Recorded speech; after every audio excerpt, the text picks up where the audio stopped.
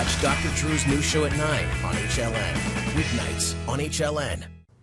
Stephen D'Angelo joins me. He's the executive director of Harborside Health Clinic, and he is featured in the new television program âWeed Wars.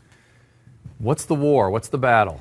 Well, the battle is to bring the truth about this important medicine to the American people. For many years, they've really only heard one side of the story. Now they're really going to have an opportunity to come into the world of medical cannabis and decide for themselves what they think about it. So are we going to follow people in the clinic that come for specific medical purposes kind of thing? Yeah, you know, the cameras came and embedded with us for a full year and just filmed everything that we did. I gave them complete and unfettered access to everything that we do. Are you a physician? No, I'm not. Is there a physician in the clinic? There's not. We maintain a strict firewall between physicians and dispensing cannabis. For the same reason you wouldn't want a pharmacy to recommend a doctor or to have a doctor recommend a pharmacy. You also don't want to have that kind of collusion between doctors and dispensaries. But do they come with a prescription then? Yes. So a doctor prescribes it and then you guys dispense it? The doctor recommends it. Prescription is a term of art. Prescriptions have to be filled by pharmacists, so doctors can't write prescriptions for medical cannabis. I'm actually confused then. Aren't there cannabis dispensaries around town here that are run by doctors and nurses? Is that different than what you're doing? That's different. Well, there's two things. First, you have doctors who are writing medical cannabis recommendations. There's many doctors who do that as part of their general practice. There's some medical cannabis specialists or pot docs who just do that with varying degrees of ethical behavior. They do not dispense. I'm glad you said that, because in certain parts of town here, you could walk by and grab your prescription, not even slow down. Right. They don't do a medical evaluation. And that's the part that bothers me most about all of this, that it's bad medicine. Yeah. Well, the reason that I started Harborside was because I was concerned when I looked 5 years ago at the landscape of medical cannabis.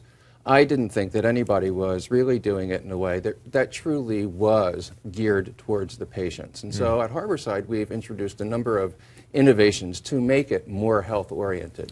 We were the first dispensary to laboratory test all of our medicine. We actually had to start a laboratory to do that. What's the most common diagnosis you're dealing with?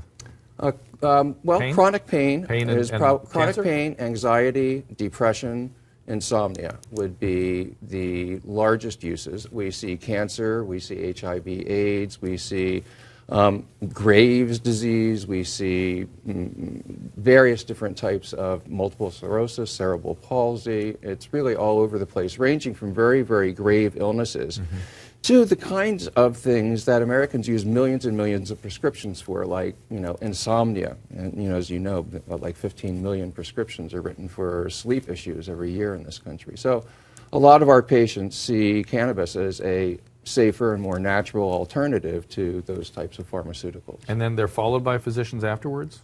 Yes. They have to have their recommendations renewed at least once a year.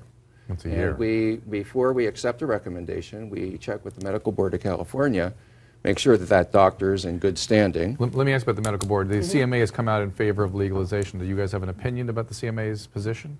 Well, I don't. It's not my job to advocate for the legalization of cannabis. You're just representing patients that want this. Exactly. This chemical. I'm advocating for full access to medical cannabis for patients who need it. What about people who just want to use it? Just want to get high. Well, I think that a great deal of cannabis use can be accounted for by the wellness issues that I talked about, and that a lot of people who conceive of themselves as using it for recreational purposes are actually using it more for wellness purposes.